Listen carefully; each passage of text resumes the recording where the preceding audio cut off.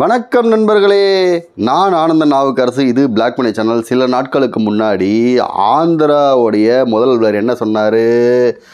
லட்டில் மாட்டுக்கொழுப்பு, அதாவது திருப்பதி லட்டில் மாட்டுக்கொழுப்போ இல்லைன்னா மீனோடைய எண்ணெய்களோ கலந்துருக்கலாம் அப்படின்னு ஒரு விஷயத்தை கொளுத்தி போட்டார். அது வேக வேகமாக இந்தியா ஃபுல்லாகவே காட்டுத்தீ மாதிரி பரவி இந்துக்களுடைய மனது புண்பற்றுச்சு அப்படின்னு சொல்லுவாங்கன்னு பார்த்தா, நம்மளை மாதிரி ஆட்கள் என்னங்க மாட்டுக்கொழுப்பு கலந்துடுச்சாமே, அது தீர விசாரிச்சிங்களான்னு கேட்க போக எல்லாருமே நம்ம சைடு திரும்பி நீங்கள்லாம் சேர்ந்து எங்கள் மனசை புண்படுத்திட்டீங்க அப்படின்னு ஒரு விஷயத்த கொளுத்தி போட்டு அதில் மிகப்பெரிய பிரச்சனைகள்லாம் வந்ததை நம்ம பார்த்தோம். இப்போ உச்சநீதிமன்றம் என்ன சொல்லியிருக்கு அப்படின்னா, சந்திரபாபு நாயுடு அவர்கள் ஆதாரம் இல்லாமல் நிறைய விஷயங்களை சொல்லியிருக்காரு. ஒரு பொறுப்புள்ள ஒரு முதல்வர் இந்த மாதிரி விஷயங்களை பரப்பக்கூடாது அப்படின்ற ஒரு சின்ன கூட்டு வச்சுருக்காங்க. இதில் எங்கள் மனசு புண்பட்டுருச்சு அப்படின்னு சொன்னவங்களுக்கு எல்லாமே நம்மக்கிட்ட சில கேள்விகள் இருக்குது. அது மட்டும் இல்லாமல் லட்டு பரிதாபங்கள் அப்படின்னு சொல்லி கோபி சுதாகர் போட்ட வீடியோவையும் டெலிட் பண்ண வச்ச இந்த மனம் புண்பட்ட மக்களுக்காக நம்மக்கிட்ட என்ன பதில் இருக்குன்றத இந்த வீடியோவில் பார்க்க போகிறோம். வீடியோ ஃபுல்லாக பாருங்கள். அதுக்கு முன்னாடி சப்ஸ்கிரைப் பண்ணிக்கோங்க. நான் ஆனந்தன் நாவுக்கரசு. இது பிளாக் மணி சேனல்.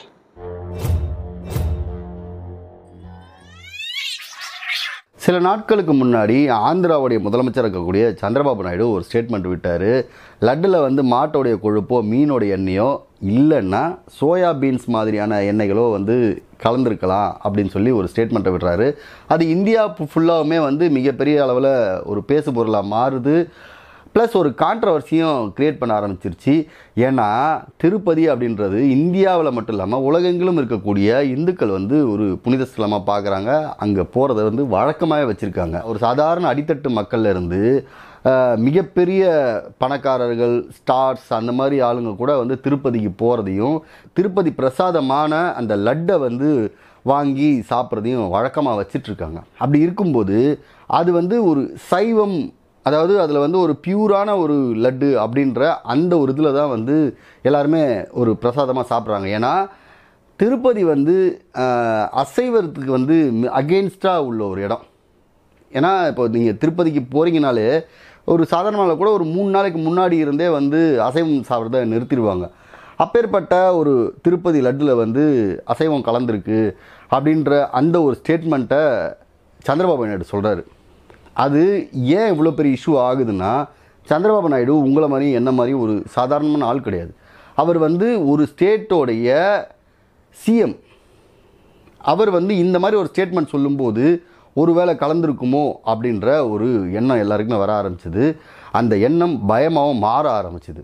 ஏன்னா அவர் ஒரு சிஎம்மாக இருக்கக்கூடிய பட்சத்தில் அந்த இயல்பாகவே வரும் இல்லைங்களா, அவருக்கு வராத தகவலே இருக்காது. அப்படின்றப்போ எல்லாருக்குமே அந்த கேள்வி வந்துச்சு. ஆனால் ஒரு சிஎம் இப்படி ஒரு ஸ்டேட்மெண்ட்டை சொல்லியிருக்கணுமா அப்படின்ற கேள்வியும் ஒரு சமூக நீதி பேசக்கூடிய நம்மை போன்ற ஆட்களுக்கு எழுந்தது. ஏன்னா அவர் நினச்சிருந்தா இந்த விஷயத்தை ப்ராப்பராக இன்வெஸ்டிகேட் பண்ணி அதை தெளிவாகவே இந்த வெளி உலகுக்கு சொல்லியிருக்கலாம். அது உண்மையாக இருக்கக்கூடிய பட்சத்தில் அது வெளி உலகுக்கு சொல்லியிருக்கலாம். அப்படி உண்மையாக இல்லாமல் இருந்திருந்தால் இதை சொல்ல வேண்டிய அவசியமே கிடையாது.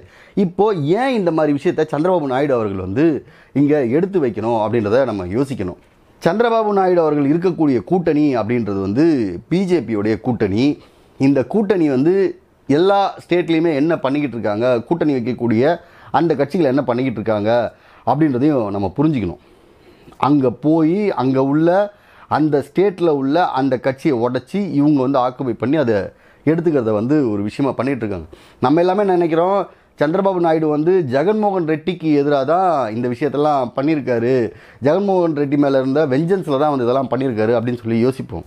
ஆனால் இப்போது சந்திரபாபு நாயுடுக்கு இருக்கக்கூடிய ஒரு ப்ரெஷர் என்ன அப்படின்னா, அவர் தான் ஒரு இந்துக்களுடைய பாதுகாவலர் அப்படின்றத அந்த ஆந்திர மக்களுக்கு நிரூபிக்க வேண்டிய ஒரு கட்டாயத்தில் இருக்கார். ஏன்னா அங்கே பிஜேபியை உள்ளே விட்டுறக்கூடாது அப்படின்றதில் அவர் ரொம்ப தெளிவாக இருக்கார்.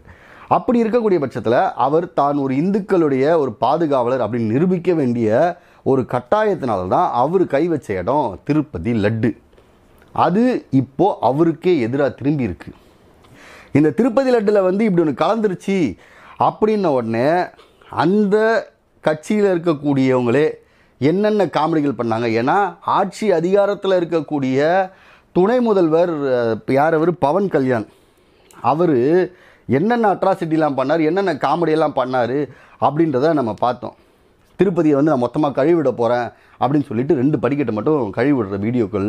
அது மட்டும் இல்லாமல் நீங்கள் வந்து சனாதனத்தை வந்து எதிர்த்து கேள்வி கேட்குறீங்க, திருப்பதி லட்டு வந்து ஒரு சாதாரணமான விஷயம் இல்லை, யார் இப்போ வந்து அது ரொம்ப சாதாரணமான விஷயம், அது வந்து நீங்கள் இது பண்ணுங்க அப்படின்னு சொல்லி யார் சொன்னது? உங்களுடைய சிஎம் தான் சொல்லியிருக்காரு. உங்களுடைய சிஎம் வந்து சொல்லியிருந்தாருன்னா அதுக்குண்டான ஆதாரம் என்ன? ஒருவேளை அது உண்மையாக இருக்கக்கூடிய பட்சத்தில் அவங்க மேலே நடவடிக்கை எடுக்க அந்த முதல்வருக்கு வந்து உரிமை இருக்கா இல்லையா? நடவடிக்கை எடுத்திருக்க வேண்டியது அவர் தானே, இதெல்லாம் கேட்டிருக்க வேண்டியது அவர்கிட்ட தானே. ஆனால் அவர் என்ன பண்ணாருன்னா இதை கேள்வி கேட்குறாங்க இல்லைங்களா, இந்த திருப்பதி லட்டில் வந்து இதெல்லாம் கலந்துருக்கு, என்ன ஆச்சு, ஏன் இப்படிலாம் நடந்துச்சு அப்படின்னு கேள்வி கேட்குறாங்க இல்லையா, அவங்களுக்கு எதிராக வந்து இவங்க எல்லாமே பேச ஆரம்பித்தாங்க. இப்போ நம்ம வந்து என்னங்க திருப்பதி லட்டில் வந்து இப்படி கலந்துருக்கே, இது உண்மையா, இதுக்கு ஆதாரம் இருக்கான்னு கேள்வி கேட்டோன்னு வச்சுக்கோங்களேன், ஐயோ எங்கள் மனசை புண்படுத்திட்டீங்க, எங்களுடைய மனசெல்லாம் புண்பட்டுருச்சு அப்படின்னு சொல்லி டென்ஷன் ஆகி போய் நம்ம பக்கம் திரும்ப ஆரம்பிச்சிட்டாங்க. இவங்க கேள்வி கேட்டிருக்க வேண்டிய ஆள் யார் அப்படின்னா ஒரு நிமிஷம் கொஞ்சம் யோசிச்சிருந்தா கூட சந்திரபாபு நாயுடு தான் அப்படின்றது தெரிஞ்சிருக்கும். ஆனால் இவங்க அந்த கேள்வி அங்கே கேட்காம இந்த பக்கமாக திரும்பி நம்மக்கிட்ட கேள்வி கேட்டுக்கிட்டு இருந்தாங்க. அது மட்டும் இல்லாமல் இந்த சர்ச்சையப்போ வந்து நிறைய பேர் வந்து இன்டர்வியூவில் பல விஷயங்கள் என்ன சொன்னாங்க, நாங்கள் வந்து லட்டு சாப்பிட்றதே விட்டுட்டோம், ஏன்னா அது பலருடைய கைப்பட்டு வந்தது, அதில் வந்து என்னவோ ஒரு இது சொன்னாங்க, ஏதோ ஒரு பாவம் வந்து வந்துருச்சு, அதிலேருந்து நாங்கள் வந்து அந்த லட்டு சாப்பிட்றதே நிறுத்திட்டோம் அப்படின்னு சொன்னாங்க. அவங்க சொன்னது அவங்களுக்கு புண்படலை. இந்த மதுவந்தி மாதிரி ஆட்கள் வந்து பேட்டி கொடுக்கும்போது என்ன சொல்கிறாங்க, அவங்க சொன்னது வந்து பிரச்சனையாக இருந்துச்சுன்னா நீங்கள் அவங்கக்கிட்ட போய் கேளுங்க. கோபி சுதாகர் வந்து ஒரு வீடியோ போட்டுட்டாங்கன்னா நாங்கள் அவங்கள வந்து அட்டாக் பண்ணுவோம், அது எப்படி அவங்க பேசலாம், நாங்கள் டைரெக்டாக கேட்போம் அப்படின்றாங்க. இப்போ நம்ம இந்த கோபி சுதாகர் வந்து எடுத்துக்கிட்டோம்னா, கோபி சுதாகர் வந்து தொடக்கத்திலேருந்து எந்த மாதிரியான வீடியோக்கள் பண்ணியிருந்தாங்க அப்படின்னு நம்ம எடுத்து பார்த்தோன்னா, சமூகத்தில் நடக்கக்கூடிய எல்லா விஷயங்களுமே அவங்க வந்து சட்டையர் பண்ணி வீடியோ போடுறது வழக்கம். அது ரொம்ப டீப்பாலாம் இல்லாமல் மேலோட்டமாக நம்ம எப்படி பேசிக்குவோமோ, நம்மளுடைய குடும்பங்களில் என்னென்ன நடக்குமோ அதை அப்படியே பேசி அதை வந்து ஒரு வீடியோவாக எடுத்து போடுறது தான் அவங்களுடைய வழக்கம். இந்த லட்டு மேட்டர்லேயும் வந்து அவங்க அதைத்தான் பண்ணாங்க. அவங்க பார்க்காததோ கேட்காததையோ அவங்க கற்பனையாவோ கலந்து எதையுமே போடலை. அப்படி இருக்கக்கூடிய பட்சத்தில் அவங்க மேலே அட்டாக் பண்ணுவாங்க. அது எப்படி கோபி சுதாகர் வந்து இதை போடலாம், அவங்க வந்து எங்களுடைய மனசை புண்படுத்திட்டாங்க அப்படின்னு சொல்லி அவங்க மேலே அட்டாக் பண்ணுவாங்க. ஆனால் நாங்கள் அந்த லட்டை வந்து தொடர்றதே கிடையாது, சாப்பிட்றதே கிடையாது, அது எல்லாருடைய இதுவும் பட்டத்தில் தீட்டாகி போச்சு, பாவமாகி போச்சு, எல்லாருமே வந்து திருப்பதிக்கு போய் அதை வந்து அதோடைய புனிதத்தை வந்து அசிங்கப்படுத்திட்டாங்க அப்படின்னு சொன்னவங்க வந்து எதிர்த்து ஒரு வார்த்தை கூட கேட்க மாட்டாங்க. நீங்கள் போய் கேட்டுக்கோங்க அப்படின்வாங்க. இதை தான் வந்து நம்ம கேள்வி கேட்குறோம். கேள்வி கேட்க வேண்டியது யாரை? ஒரு சமூகத்தில் சட்டையர் பண்ணுறது அப்படின்றது ஒரு காமெடி பண்ணுறது, ஒரு காமெடியன்கள் எல்லாருக்குமே ஒரு இயல்பு இருக்கும். சமூகத்தில் நடக்கக்கூடிய விஷயங்களை இயல்பாகவே அவங்க வந்து பேசுவாங்க. அவங்களுடைய காமெடி, ஒரு நல்ல காமெடியன் வந்து என்ன பண்ணுவான்னா சமூகத்தில் நடக்கிற விஷயங்களை எடுத்து தான் அதை வந்து சட்டையர் பண்ணி பண்ணுறது தான் வந்து எல்லா காமெடியன்களுடைய வழக்கமும். நம்ம கவுண்டமணியாக இருக்கட்டும், வடிவேல் அவர்களாக இருக்கட்டும், என்எஸ்கேவாக இருக்கட்டும், விவேக் அவர்களாகட்டும், விவேக் அவர்களுடைய நிறைய காமெடி வந்து அந்த நேரத்தில் உள்ள பாலிடிக்ஸ், அந்த நேரத்தில் உள்ள விஷயங்களை தான் எடுத்து பேசுவார். ஸோ இந்த மாதிரி அவங்க வந்து அந்த விஷயங்களை அந்த காமெடியன்ஸோட இயல்பே வந்து சமூகத்தில் நடக்கக்கூடிய விஷயங்களை சட்டையர் பண்ணுறது தான் இருக்கும். இப்போ இந்த கமெண்ட்டில் வந்து சில சங்கி பயல்கள்லாம் வந்து நம்மளை கடிப்பானுங்க, நீ வந்து இது, நீ வந்து அது, அப்படி இப்படின்னு வானுங்க. நம்ம என்ன சொல்கிறோன்னா, உங்களுடைய மனசு புண்பட்டுருக்கு அப்படின்னா அதை எதிர்த்து கேள்வி கேட்குறவங்க மேலே மட்டும் உங்களுக்கு கோபம் வருது. ஒருவேளை அதில் கலந்துருந்தது, லட்டில் கலந்துருந்தது அப்படின்னா முதல்ல வந்து அவங்க நடவடிக்கை எடுத்துருக்கணும்.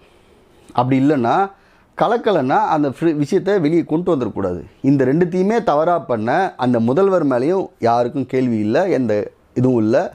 இப்போது கடைசியாக உச்சநீதிமன்றத்துக்கு போனதுக்கப்புறமா தான் சந்திரபாபு நாயுடு அவர்களுக்கு ஒரு குட்டு கிடச்சிருக்கு. மற்றபடி இங்கே இருந்து எந்த எதிர்ப்புமே வந்து சந்திரபாபு நாயுடு அவர்களுக்கு ஏன் போல, ஏன் எந்த கேள்வியும் கேட்க மாட்டுறாங்க. ஏன் வந்து இது தப்புன்னு சொல்கிறவங்கள மட்டும் திரும்பி திரும்பி திரும்பி திரும்பி எங்கள் மனசை புண்படுத்துங்க, இந்த பக்கமாக ஏன் திரும்புகிறாங்க? அப்போது இதுக்குண்டான அஜெண்டா என்ன? சந்திரபாபு நாயுடு தன்னை நிரூபிக்கிறதுக்காக தான் ஒரு இந்து பாதுகாவலன் தான், என்னுடைய இதில் நிலைப்பாட்டில் வந்து நான் வந்து ஸ்ட்ராங்காக இருக்கேன் அப்படின்னு நிரூபிக்கிறதுக்காக அவர் தன்னுடைய சொந்த சுயலாபத்துக்காக சொன்ன ஒரு விஷயத்தை ஏன் புரிஞ்சிக்காமல் ஏன் வந்து கேள்வி கேட்க மாட்டுறாங்க? இங்கே கோபி சுதாகர் போட்ட வீடியோவை டெலீட் பண்ண உடனே எல்லாமே சரியாயிடுச்சா? மனசு எல்லாருக்குமே சந்தோஷப்பட்டுருச்சா? இங்கே நடந்த ஒரு விஷயத்துக்கு ஏன் வந்து ஆந்திராவில் போய் கேஸ் கொடுக்க போகிறேன்னு சொல்கிறாங்க? அப்போ அது மிரட்டல் தானே. இப்போது கோபி சுதாகர் அவர்களுக்குமே நம்ம ஒரு கேள்வி இருக்குது. இந்த மாதிரியான மிரட்டல்களுக்கு பயந்து வீடியோ டெலீட் பண்ணுறீங்க அப்படின்னா நாளை பின்ன நீங்கள் வந்து எத்தனையோ விஷயங்களை சட்டையர் பண்ணி நீங்கள் வீடியோ போடுறீங்க. ஒருத்தருமே இப்படி கிளம்பி வந்து எங்கள் மனசை புண்படுத்தினீங்க கிளம்பி வந்தால் நீங்கள் எப்படி வீடியோ பண்ணுவீங்க? இதுக்கெல்லாம் ஏன் பயப்படணும்?